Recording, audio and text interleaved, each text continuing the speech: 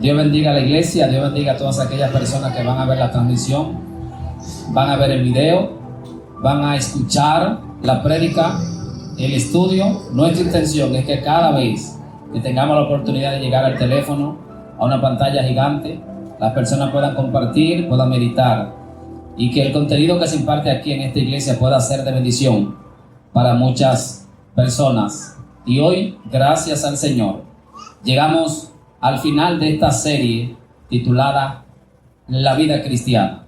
Cristo vive en mí, yo vivo en Cristo, o Cristo en mí y yo en Cristo. Nuestra intención es arrojar luz en base a la Biblia sobre qué dice la Escritura sobre la vida cristiana. Como también nuestra intención es despertar la curiosidad de usted, la curiosidad de todas las personas que puedan escuchar esta palabra, para que usted pueda escudriñar a la luz de la palabra qué dice la Biblia sobre la vida cristiana, y entender que aquellas cualidades que son generales, básicas, comunes en la vida, que usted también la pueda disfrutar y pueda cada día pasarse el filtro a la luz de la palabra. Esta última enseñanza de esta serie de estudios estará fundamentada en el libro de Gálatas, su capítulo 5, verso 25. Gálatas 5, 25. Si son tan amables, pido que se pongan sobre sus pies para reverenciar la palabra del Señor, reconociendo que no hay mayor reverencia que la reverencia del corazón, que la reverencia de la obediencia, pero eso no quita la reverencia del cuerpo o la reverencia física. Gálatas 5, 25. Se lee en el nombre del Padre, del Hijo y del Espíritu Santo. Amén. Si vivimos por el Espíritu, andemos también por el Espíritu. Repito ese verso. Si vivimos por el Espíritu, andemos también por el Espíritu. Pueden sentarse. La palabra del Señor ministra y bendice nuestros corazones.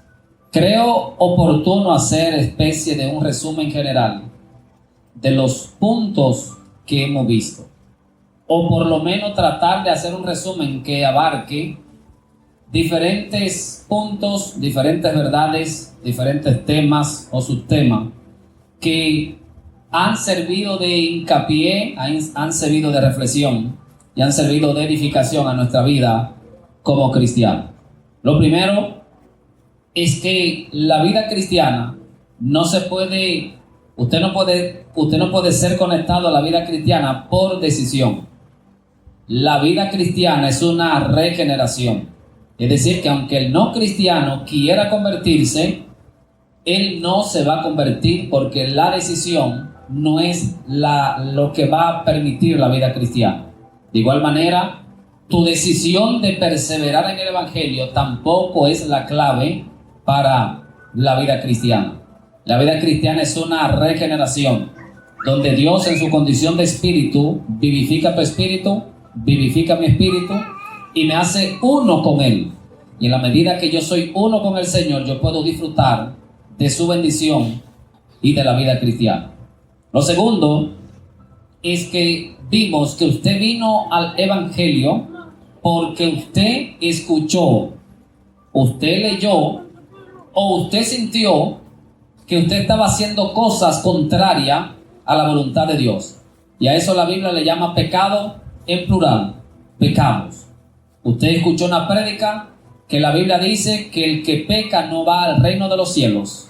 Y usted fue compungido en el Espíritu y usted se convirtió con la idea de que usted estaba haciendo cosas malas. Y como usted estaba haciendo cosas malas, se te predicó que la sangre de Cristo nos limpia de todo pecado en plural. La sangre de Cristo es el remedio de Dios para nuestras fallas, para nuestras debilidades. Pero después que usted se convirtió, usted se encontró con la cruz de Cristo y se dio cuenta que aparte de usted hacer cosas malas, usted es una máquina de pecado. Usted es una fábrica de pecado. Y ahora surge un problema.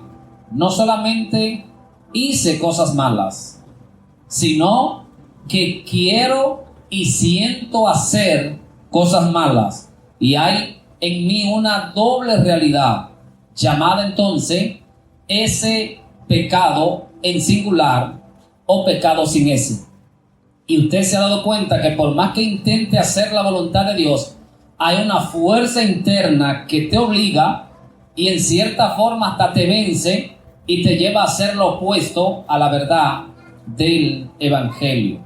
Y después que usted comienza a profundizar en la vida cristiana, se da cuenta que no solo necesita la sangre de Cristo, sino que necesita la cruz de Cristo. Y se ha dado cuenta entonces usted que a través de la cruz de Cristo usted mantiene el yo crucificado, mantiene el viejo hombre subyugado, mantiene esa antigua naturaleza subyugada. Y usted ahora vive en un dilema, una debilidad hacia el pecado y una fortaleza hacia lo de Dios. Y la vida cristiana es una lucha contra el pecado. Quien no lucha contra el pecado, ya el pecado se lo comió, como dicen. Ya el pecado lo devoró, ya el pecado lo destruyó. Y a manera de ilustración vimos que el cristiano es como que está en un río nadando contra la corriente. ¿Quién es el que sabe el ímpetu de un río? ¿El que es arrastrado por él? No, el que le lleva a la contraria. Mientras más usted intenta llevarle a la contraria al río, más fuerte usted encuentra la corriente del río. Algo similar sucede con el pecado. Mientras más usted intente vencer el pecado, más fuerte va a encontrar el pecado. Más difícil se le va a hacer vencer el pecado, porque usted necesita no intentar vencer, usted necesita refugiarse en el Señor y entender que solo a través de Cristo hay perdón, hay restauración, y a través de la cruz de Cristo ese viejo hombre puede ser crucificado. Pablo también en su experiencia de los 8 primeros capítulos de Romanos nos enseña que no solamente necesitamos la sangre de Cristo para tratar con mis pecados, no solo necesitamos la cruz de Cristo para tratar con mi pecado, con mi yo, con el viejo hombre, con esa vieja naturaleza, sino que también necesitamos ahora una ley. Es decir, ya que vine a Cristo, confesé mis pecados, vivo aferrado a la cruz, necesito una ley, porque la ley es la capacidad para hacer algo. Y Pablo dice, hay una ley del Espíritu, y esa ley del Espíritu está depositada dentro de ti para darte la fuerza para erradicar 2 leyes. Usted tiene una ley, que es la ley del Espíritu, y la ley del Espíritu va a erradicar la ley del pecado y la ley de la muerte. Vemos que el cristiano vive inmerso en esas 3 leyes, y usted debe aprender a trabajar, a lidiar con esas 3 leyes. La primera ley, la ley de vida, te conecta a la vida del cielo, al Zoe, que es la vida eterna, pero esa vida, esa ley va a vencer 2 leyes, la ley del pecado y la ley de la muerte. La ley del pecado dice, tú tienes actividad en el pecado. La ley de la muerte dice, tú tienes inactividad en el reino. Es como una moneda de 2 caras, escudo y cara. Cada vez que usted quiere hacer lo opuesto a Dios, la ley del pecado te dice, toma energía, toma fuerza para hacerlo. Pero cada vez que quiere hacer la voluntad de Dios, te siente débil, te siente insatisfecho, te siente desmotivado. Porque para hacerlo de Dios hay muerte, pero para hacerlo del pecado hay vida y hay eficiencia. Usted debe aprender a aferrarse a la vida del Espíritu Santo, o a esa ley de vida que se da en el Espíritu Santo para usted poder perseverar. Pero en su discurrir en la trayectoria al cielo surge un dilema. En esa lucha interna entre querer hacer lo bueno y querer hacer lo malo, entre querer ir a la iglesia y no querer ir a la iglesia, usted llega a una conclusión y usted se siente miserable. Se siente en la experiencia de Romanos 7, donde Pablo dice, miserable de mí, ¿quién me librará de este cuerpo de muerte? Y Pablo dice, ante la limitante de este cuerpo, ante la ley natural que me lleva al pecado, la única conclusión es servir a Dios en la debilidad de la carne. Pablo dice, quiero hacer las cosas perfectas, quiero hacer las cosas de un nivel mayor, pero la debilidad de la carne me estorba. Y Pablo dice, y podemos a manera de ilustración decir, si usted tiene una pasola y usted quiere por lo menos llevar a los hermanos a su casa después del culto, si son 100 hermanos, por ejemplo, y en la pasola usted monta 2, usted tiene que dar 50 viajes. ¿Qué es? Usted tiene que actualizarse, adecuarse a la limitante llamada pasola. Pero si usted tiene un minibús y el minibús coge 50 pasajeros, en 2 viajes ya usted resuelve desde el punto de partida que es la iglesia. Pablo dice, yo debo tratar de hacer la vida cristiana en mí de acuerdo a la limitante de la carne. No es complacer la carne, es entender que la carne es débil, pero por la debilidad de la carne no impedir el fluir del Espíritu Santo. Eso es como que usted, un ejemplo, quiera hacer un ayuno.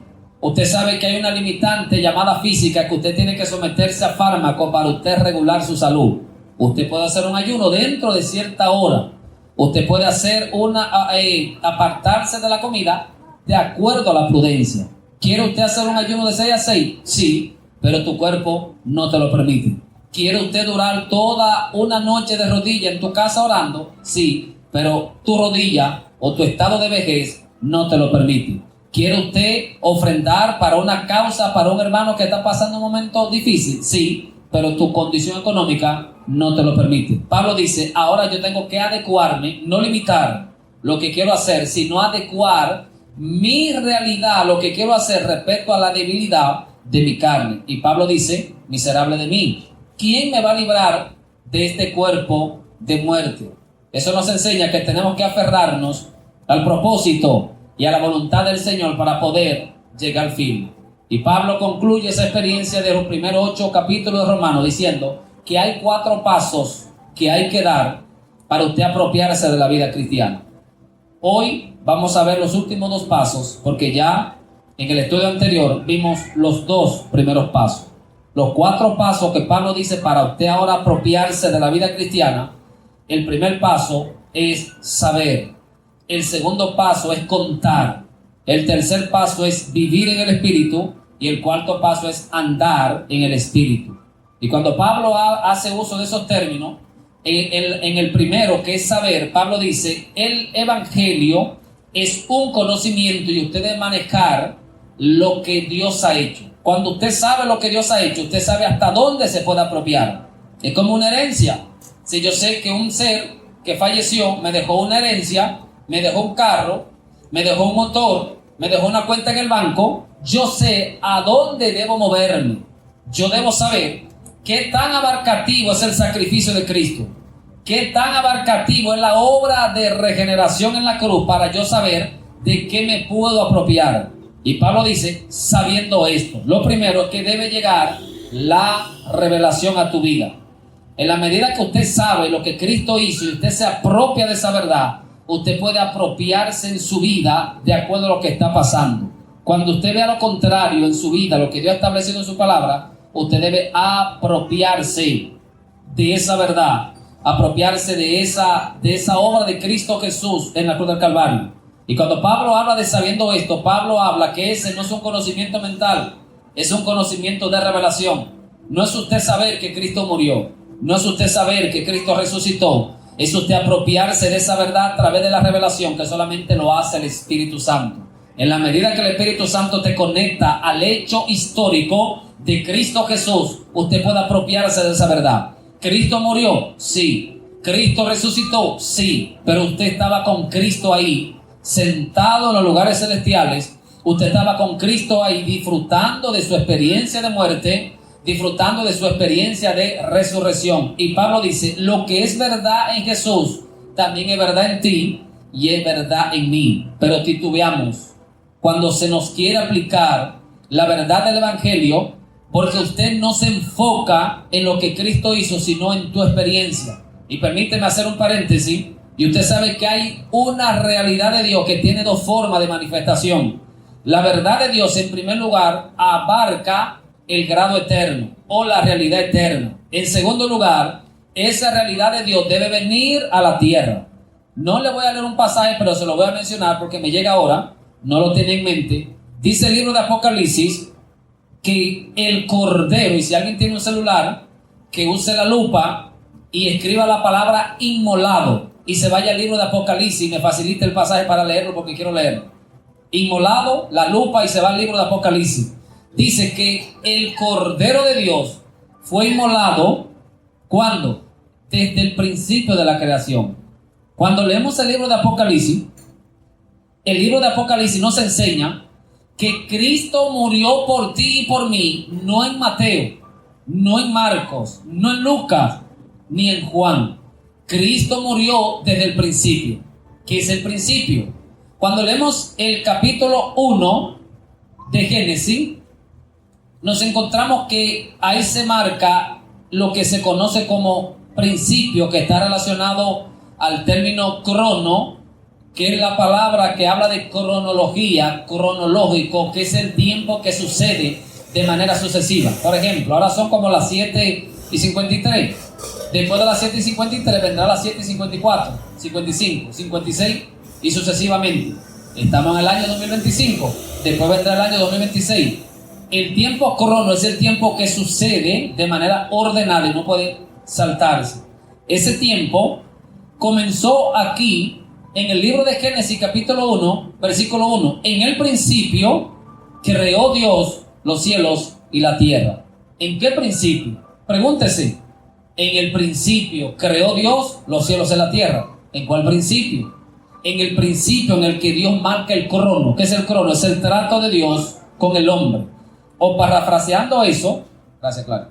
O parafraseando eso, lo que dice ahí es que cuando Dios comienza o implementa su plan para tratar con el hombre, comienza el conteo. Ese es el principio. Pero fíjese lo que dice Apocalipsis 13:8. Y la adoraron todos los moradores de la tierra, cuyos nombres no estaban escritos en el libro de la vida del Cordero, que fue inmolado, escuche bien, que fue inmolado desde el principio del mundo. Repito la parte B o la parte final, que es la parte que quiero que usted medite.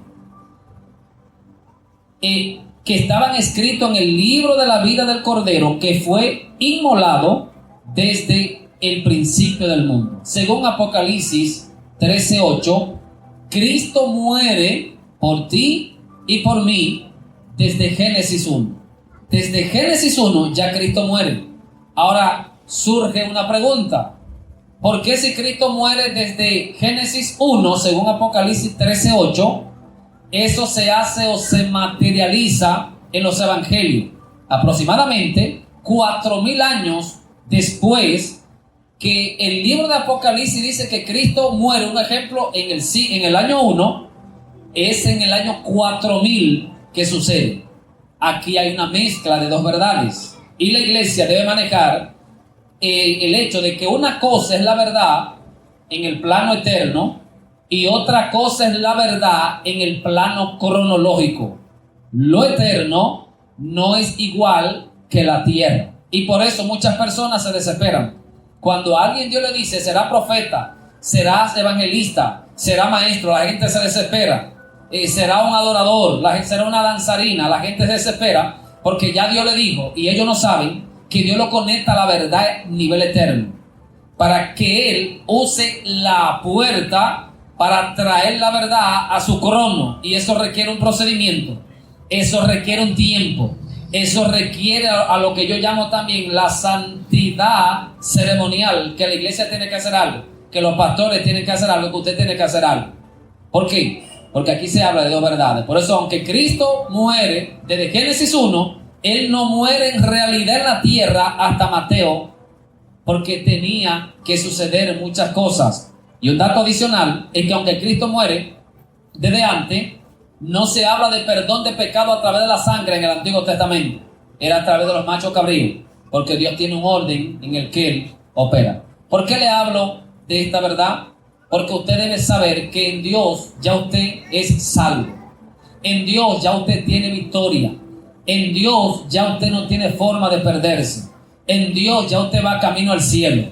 Las ovejas que tiene Cristo, Cristo dijo, nadie las va a arrebatar de mi mano. Y la gente malinterpreta ese verso, porque hay momentos cuando Cristo habla desde la posición de la eternidad, no desde la posición del tiempo. Y la gente dice, bueno, la Biblia dice que las ovejas que Cristo tiene, nadie las va a arrebatar de su mano. Es imposible que yo me pierda. Usted debe manejar bajo qué tiempo Cristo está hablando. Y Cristo sabía jugar con los términos. En un momento creo que cuando él va a la hija de Lázaro, él dice, duerme. Y la gente se burla. Y Cristo, creo que ese es el pasaje, o si no es en otro, Cristo dice, está muerta. Porque Cristo sabía hablar de manera figurativa en base a la realidad del cielo, pero también en base a la realidad de la tierra. La vida cristiana, en primer lugar, se recibe en base a la revelación que está en el cielo, para luego usted traer esa verdad aquí en la tierra a través de la obediencia de los principios bíblicos que Dios ha establecido en su palabra. En ese concepto de Pablo de sabiendo, es usted apropiarse de la verdad del evangelio, es usted apropiarse del Señor. Lo segundo que Pablo dice, usted debe contar, y la palabra contar que Pablo usa es la misma de contabilidad. Es el dinero es exacto, el dinero es preciso. Si yo te debía 10,000 pesos y te pagué 10,000 pesos, yo no te debo. Eso es preciso. La contabilidad o la matemática se puede pesar de manera exacta. Pero una pregunta, ¿cuántas libras pesa un pensamiento? No sabemos. ¿Qué tan intenso es el pensamiento de la fe? No lo sabemos. Los pensamientos no pueden ser llevados a una balanza para usted medirlo. Y Pablo dice, déjame usar un término que se maneja y que se sabe. Si usted va al colmado y el peso marca 10 libras de azúcar y usted quería 10 libras de azúcar, usted está conforme y está satisfecho. Pero si el peso marca 8 libras y el que está vendiendo te dice 10 libras, usted se siente inconforme, usted se siente mal. Pero cuando yo te digo te amo, usted no puede poner eso así o medirlo. ¿Será verdad o será mentira? Porque no hay una medida exacta para usted medir el pensamiento, para usted medir el sentimiento, ni para usted medir el corazón. Y Pablo, para evitar confusión, dice, después que tú sabes, cuenta, dalo por determinado. Cuando tú saques cuenta, darlo por hecho, así como cuando tú vas al banco y te pones al día ante una deuda, o cuando usted está en un negocio y está calculando las ganancias, Pablo dice, tan precisa es la verdad del evangelio sobre tu vida. Hoy vamos entonces a continuar con los últimos 2 pasos. Repito, andar en el Espíritu, vivir en el Espíritu. Fíjese que este pasaje que leí en el libro de Gálatas 5:25, Pablo dice, si vivimos por el Espíritu, andemos también por el Espíritu. Y quiero agregar lo siguiente. Punto número 1. Pablo habla de 2 verdades. Vivir en el Espíritu. En segundo lugar, andar. Pablo, en el orden en el que la menciona, así es como se debe dar. Primero debo vivir por Él, andar por Él. Pablo dice, si la razón por la cual tú estás en la iglesia es por el Espíritu, ahora permite que el Espíritu sea el que te dirija. Si quien te trajo a la iglesia fue el Espíritu, trata de complacer al Espíritu en todo lo que tú vas a hacer, de tal manera que toda tu vida pueda ser una semejanza o un reflejo de lo que el Espíritu quiere hacer. Pero también creo oportuno agregar que Pablo, en su experiencia de los primeros 8 capítulos de Romanos, habla el término en Adán, habla el término en Cristo, de manera específica. En el capítulo 5 Pablo habla de estar en Adán. En el capítulo 5 también habla de estar en Cristo. En el capítulo 7 habla de estar en la carne. Y en el capítulo 8 habla de estar en el Espíritu. Y podemos resumir que Pablo está diciendo, la vida cristiana pasa por esa fase. En primer lugar, estaba en Adán. Y en segundo lugar, está en Cristo. Después que esté en Cristo, se te debe dar apertura a estar en el Espíritu. Y de acuerdo a la dirección del Espíritu Santo en tu vida, usted y yo podemos evidenciar que tenemos la vida cristiana. Estar en Cristo es opuesto a estar en Adán. A estar en el Espíritu es lo opuesto a estar en la carne. Creo que usted ha escuchado el término carnal que se aplica a la vida cristiana. Ese término es innecesario. Hay cosas en Dios que son innecesarias, y quiero hacer otro paréntesis, escúchenme. Hay cosas en Dios que son innecesarias, que son producto de la falla del ser humano. Me explico. El perdón de Dios para la iglesia debería ser innecesario, porque se supone que si tenemos el Espíritu Santo, si tenemos el poder de Dios, no tenemos que andar en pecado. Pero nuestra debilidad crea en Dios entonces un factor que sea innecesario: pedir perdón. Por eso el pedir perdón en la Biblia no hay una norma. ¿Cuántas veces un cristiano debe pedir perdón? No hay una norma, porque va a depender de tu nivel de obediencia. Mientras yo más me acerco a Dios, más me voy a santificar y menos voy a pedir perdón. Mientras más desobedezca al Señor, más tendré que pedir perdón. Por eso las cosas que pertenecen a la perfección de los santos no van a entrar en el reino de los cielos, sino que se van a quedar aquí en la tierra. De igual manera, Pablo entonces nos enseña que la dependencia del Espíritu Santo en nuestra vida no es una opción, es una necesidad. Estamos llamados a depender del Espíritu Santo. Y Pablo dice, el primer paso para depender del Espíritu Santo es vivir por Él y, en consecuencia, andar por Él. Vamos a expresar que este primer aspecto de andar, de vivir en el Espíritu, sucede de manera automática. Vamos a verlo de esa forma para que usted me entienda. Vivir en el Espíritu es automático. Es como usted nació, pero usted no eligió los órganos que iba a tener. Usted no eligió la sangre que iba a tener, ni el color del cabello, ni su estatura física. Eso es producto de los genes de tu padre. Pablo dice, tú fuiste conectado a una vida en la que tú no hiciste absolutamente nada. Se te conectó un sistema, a un orden, a un diseño, a una forma de pensamiento. Ahora que usted ha sido conectado fuera de cualquier cosa que usted podía hacer, pero usted tiene ahora una responsabilidad. ¿Cuál es? Es permitir que la vida de ese sistema se materialice en ti. La vida de ese sistema debe ser real en tu vida. Por eso hemos visto que el Evangelio no consiste en lo que usted le diga a la gente. El Evangelio consiste en que la gente se apropie de la verdad de la Biblia, pero también que las personas tengan un encuentro con Cristo. Usted le puede predicar a un profesor de la universidad que es más inteligente que usted y usted nunca lo va a convencer.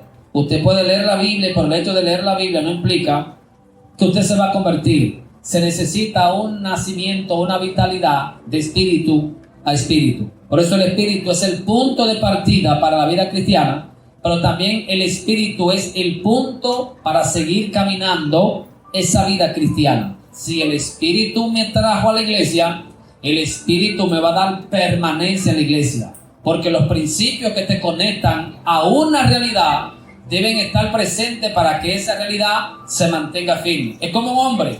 Si un hombre se casa a base de mentira, diciendo que tiene muchas casas, muchos autos, y la mujer se casa por eso, el hombre debe seguir mintiendo, porque lo que la trajo a él fueron esos detalles. Por eso, lo que te conecta a algo, te da permanencia en ese algo.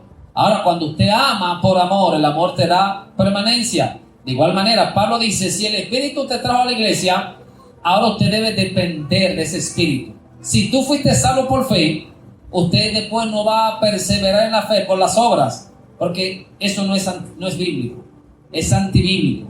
La realidad, repito, lo que te conecta a algo, te mantiene salvo. ¿Cómo usted fue salvo? Por fe en Cristo Jesús. ¿Cómo se mantiene salvo? Por la fe en Cristo Jesús. Estamos diciendo ahora que usted no va a ayunar, que no va a orar y que no va a obedecer. No estamos diciendo eso.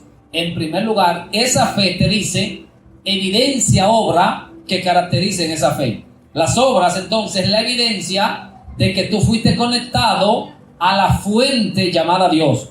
Las obras es eso de contar. ¿Cómo tú le dices a alguien que tú eres cristiano?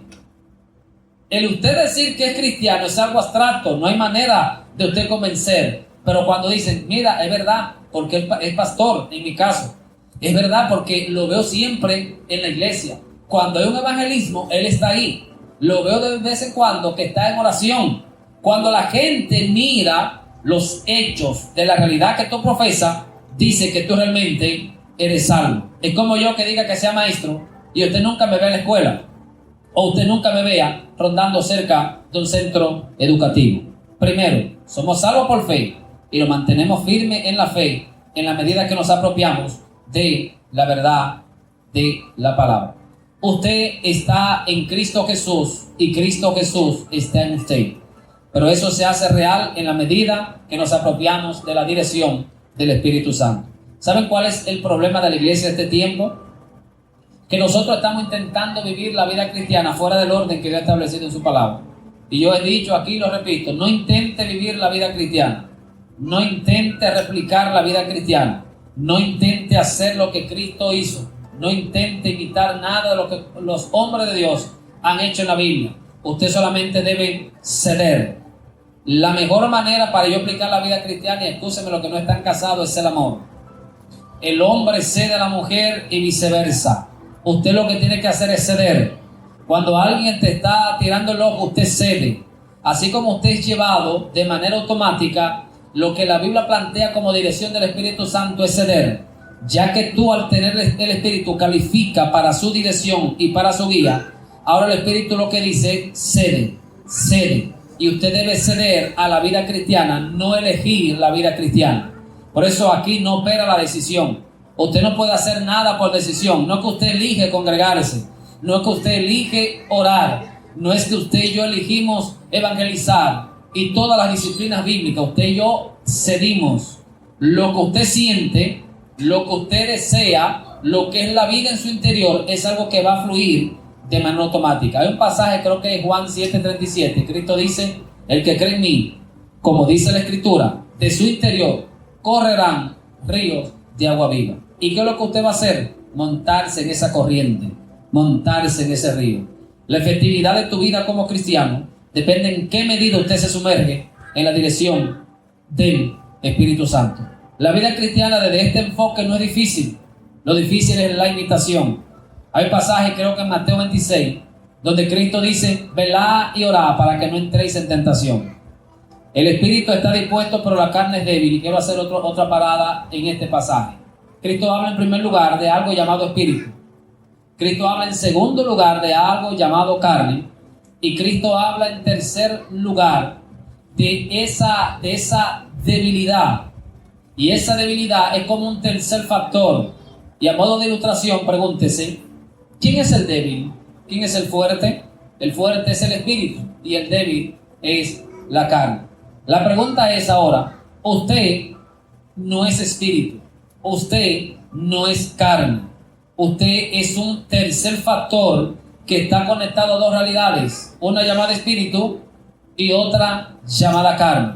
Pablo dice, hay una lucha ahora entre la carne y el espíritu, y quiero también aclarar que cuando Jesús habla de esta lucha, no está hablando del Espíritu Santo, es el espíritu regenerado que lucha contra el deseo de la carne, porque Dios no lucha con nada, nada llega al nivel ni siquiera de ser rival de Dios. No es el Espíritu Santo que lucha contra el deseo de la carne, es que tu espíritu regenerado, al recibir la naturaleza del espíritu, tiene fuerza para lo de Dios, pero este cuerpo tiene debilidad y se arma una lucha entre ese espíritu regenerado y la carne. Pero el Espíritu Santo está por encima de todo eso, y es que lo suministra al espíritu regenerado.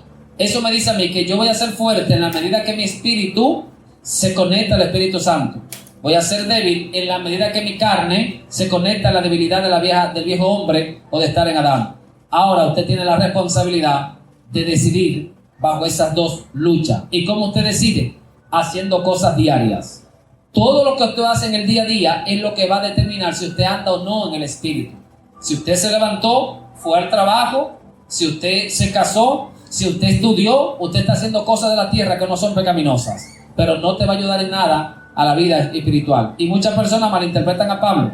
Cuando Pablo dice, el ejercicio físico para nada aprovecha. Y hay gente que descontextualiza a Pablo y dice, yo no voy a hacer ejercicio, yo no voy al gimnasio, porque Pablo dice, para nada aprovecha. ¿Pero por qué Pablo dice para nada aprovecha? Para la piedad, para la vida eterna. ¿Te va a salvar si haces ejercicio? No. ¿Te va a salvar si te pones fuerte? No. Pablo dice, para lo eterno, lo natural, es inválido. Pero Pablo lo que está diciendo es que no descuidemos lo eterno por lo natural. Haces ejercicio de vez en cuando, Dios te va a preguntar también, ¿ejercita tu espíritu de vez en cuando? Si yo me levanto a las 5 de la mañana para ir al gimnasio, Dios me va a preguntar por qué no te levantas a las 5 de la mañana para meterte en el gimnasio espiritual y entrenar tu espíritu. no es que es pecado. Pablo está escalando, trata de hacer lo que realmente valga la pena. Porque si me dedico a comer de manera exagerada, o si por mi metabolismo soy demasiado obeso, si muero y soy cristiano, soy salvo. Pero si soy, tengo ¿cómo se dice? Fisicultor. Si tengo fisiculturista. Si tengo mi músculo bien, pero mi espíritu mal, no me voy a salvar por ser musculoso. Gracias a Dios que la apariencia del cielo es la apariencia del espíritu y no nuestra apariencia física, porque si no en el cielo existirían o han de existir personas que no serán del todo muy bellos ni muy hermosos. Y Pablo lo que está diciendo es especie de comparación y de importancia. Pero volviendo aquí, si vivimos en el Espíritu, podemos quedarnos a un lado y contemplar cómo el Espíritu Santo nos permite ganar nueva victoria sobre la vida cada día. Pablo dice, andad según el Espíritu y no satisfagáis los deseos de la carne.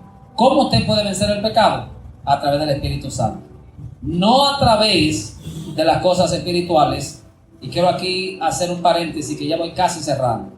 Una cosa es usted vivir bajo la dependencia del Espíritu Santo y otra cosa es usted hacer lo que al Espíritu Santo le agrada y usted intentar vencer con lo que al Espíritu Santo le agrada. Hay un hilo que es difícil de marcar la diferencia. Usted debe hacer las cosas que hace el Espíritu por la dirección y la voluntad del Espíritu. Y hay muchas cosas que usted quiere hacerla y quiere refugiarse en eso para obtener la victoria. Hace mucho, Dios ministraba a mi corazón y Dios me hacía entender que toda cosa espiritual que yo haga me debe dirigir a Él. El asunto principal de tu oración no es ni siquiera usted hacer algo espiritual, ni usted sentirse bien espiritualmente.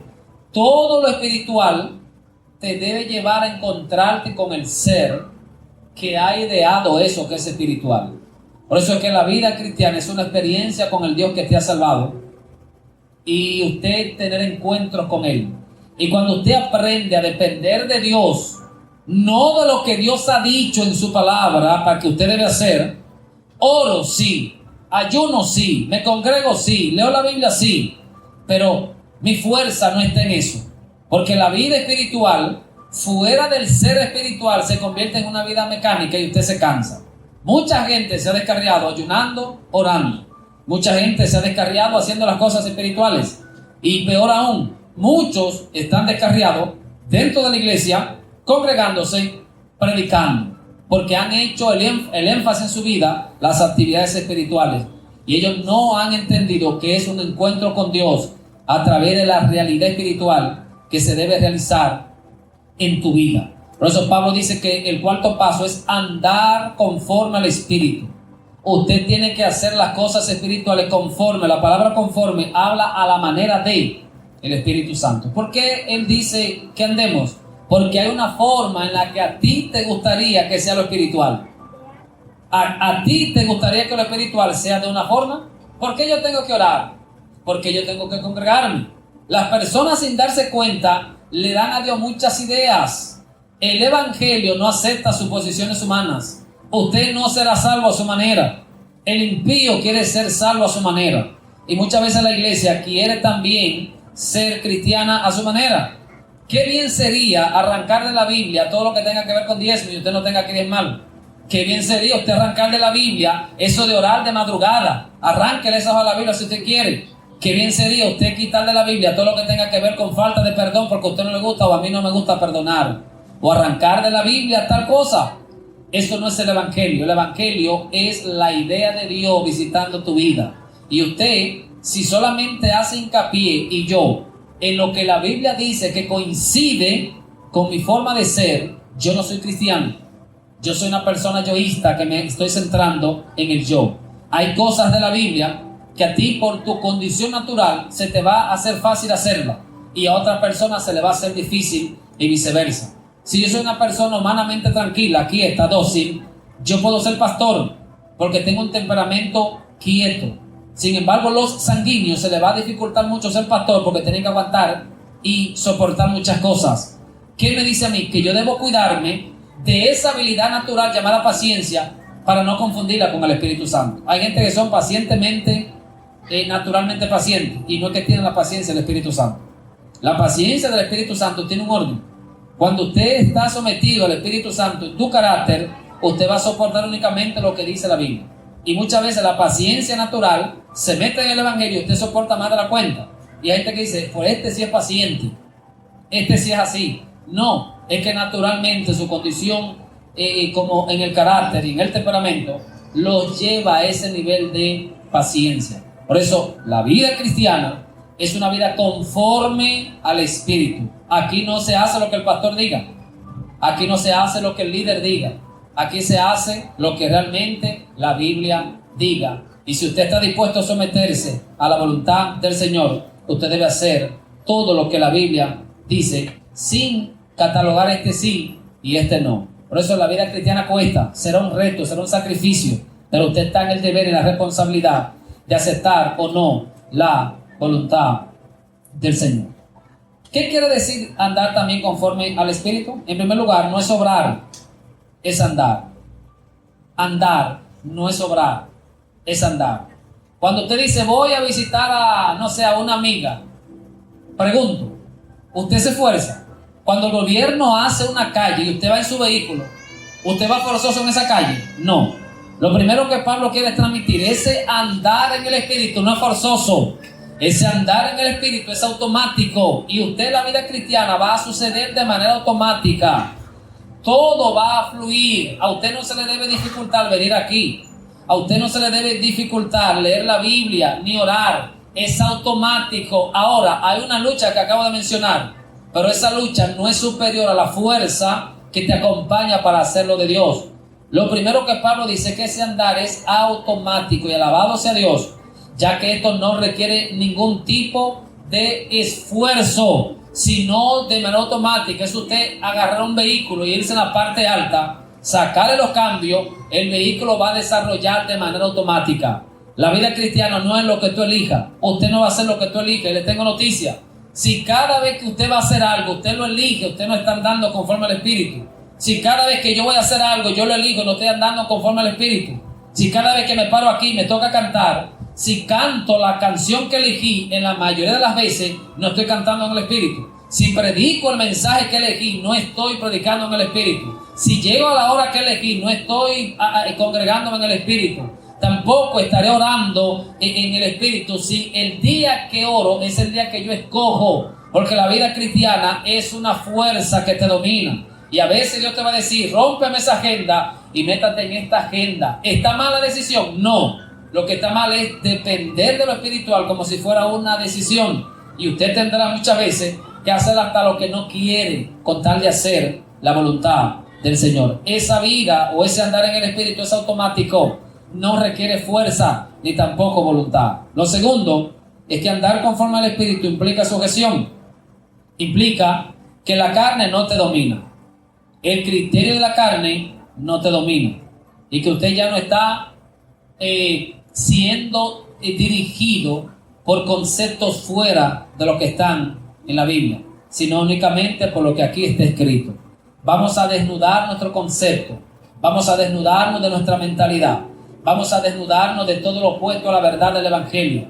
Porque el Evangelio que está en la Biblia es ese Evangelio que tenemos que predicar.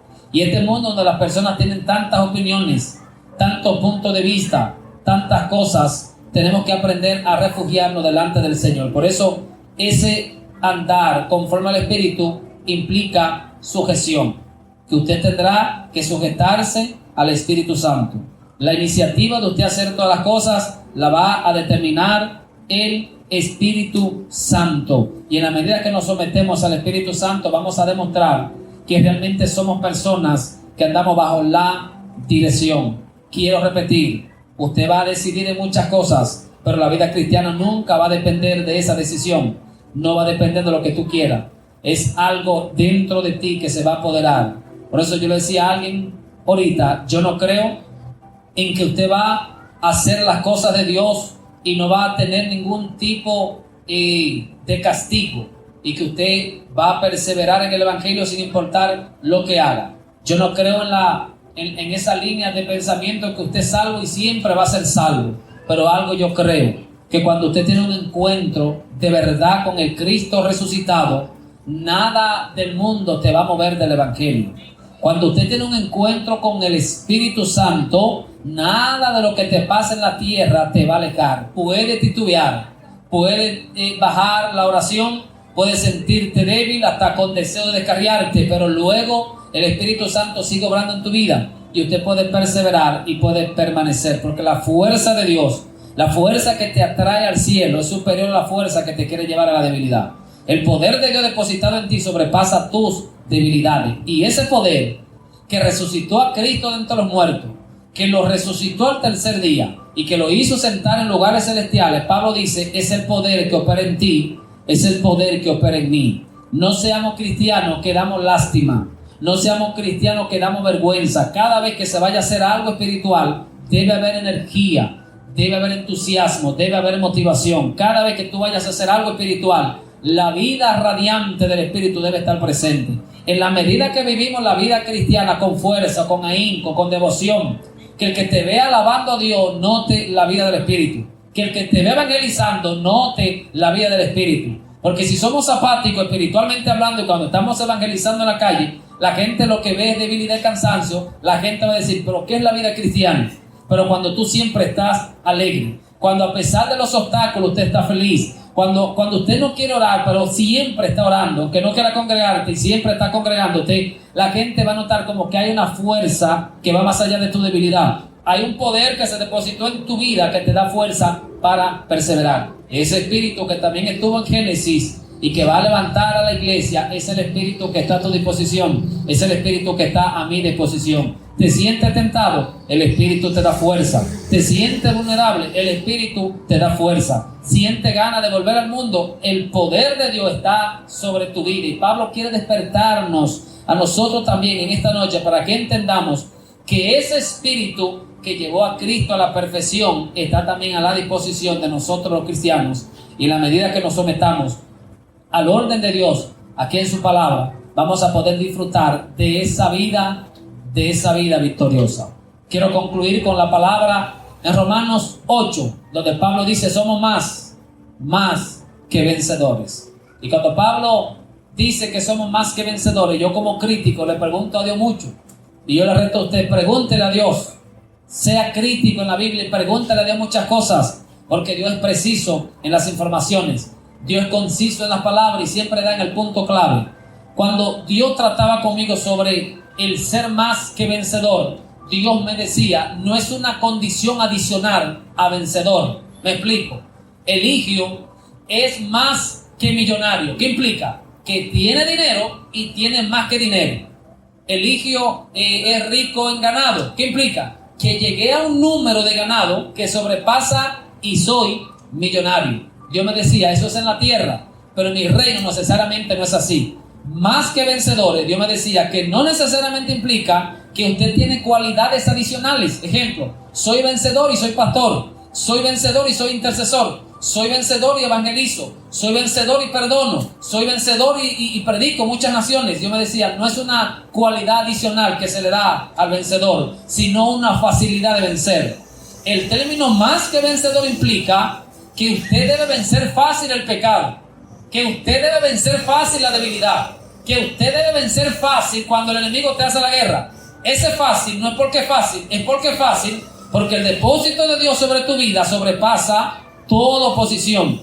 El depósito de Dios sobrepasa toda debilidad. El propósito de Dios sobrepasa el ataque de las tinieblas. Es fácil porque el respaldo de Dios sobre tu vida sobrepasa. No estoy diciendo que no se te va a hacer fácil, difícil, sino que usted tiene una fuente que sobrepasa toda debilidad. Si me descarrio es porque yo quise descarriarme. Si dejo de orar es porque yo quise dejar de orar. Si dejo de leer la Biblia es porque yo quise dejar de leer la Biblia. No es que la carne no me está haciendo guerra, no. Es porque hay un depósito mayor sobre tu vida y usted puede aferrarse a través del Espíritu Santo a ese depósito. Y Pablo nos invita a vivir conforme al Espíritu si realmente queremos evidenciar y demostrar que la vida cristiana está en cada uno de nosotros. Dios bendiga a las personas que van a ver este video. Dios bendiga a las personas que van a escuchar el audio. Dios bendiga a aquellos que lo van a compartir, aquellos también que van a ver especies de corte. Nuestra intención al dar esta serie de estudios bíblicos, la vida cristiana, es demostrar en primer lugar que lo de Dios debe venir a ti, Cristo en ti. Y en segundo lugar, cuando lo de Dios viene a ti o en ti, usted es elevado a esa vida cristiana. El resumen de la vida cristiana es Cristo en mí y yo en Cristo. Primero lo del cielo invade mi vida, y en segundo lugar, una vez lo del cielo invade mi vida, hay alguien semejante al Altísimo caminando entre la tierra y demostrando que se puede vivir una vida santa, una vida diferente, una vida de acuerdo al propósito y la voluntad del Señor.